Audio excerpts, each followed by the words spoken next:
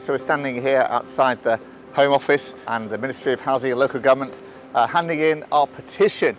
As you can see, Stop Islamic Blasphemy Law, 50,000 signatures that we got for this petition. Thank you to everyone who signed it. We're trying to say to the government, please do not bring in an official definition of Islamophobia. This will only serve to restrict free speech and cause people to get into trouble for just raising questions, just talking about what Islam actually teaches. Only this week we saw the story of a street preacher, John Steele, who was arrested by the police for asking a question about what the Quran teaches. No one should be arrested for such a thing, and if there's a special Islamic blasphemy code, that will only get worse and people will lose their jobs and there'll be more arrests and more restrictions on what people can say about Islam.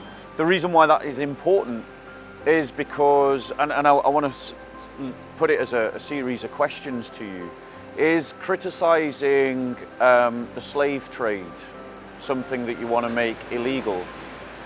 Is criticising child marriage something you want to make illegal? Is criticising secret marriages, which is technically adultery, something you want to make illegal? Is criticising murdering and killing people for simply changing their religion and becoming Christian and leaving Islam something you want to make illegal?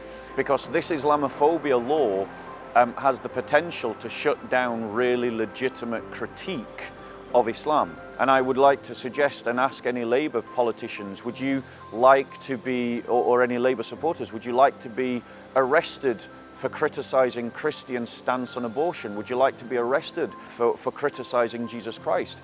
If your answer to those questions are no, then why are you creating an environment where criticism of Muhammad, the Quran, Allah and Islamic history is possibly a criminal offence? Back in 2018, I found myself in hot water for criticising a fellow Scout leader. The lady in connection was dressed in a niqab. She had gloves on, a gown, and just a slit for where her eyes could be seen.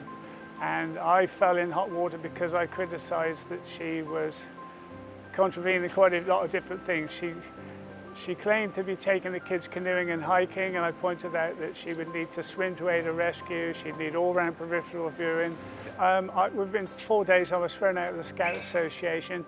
With the definition coming in, it can be even more hazardous. Even since we launched this petition, the government has gone further down this line. They've set up a working group tasked with defining or coming up with a definition that the government can officially use of Islamophobia. No other religion gets special treatment like that. And we're trying to say to the government, no, don't do this. Don't bring in a special code for Islam, special treatment for Islam.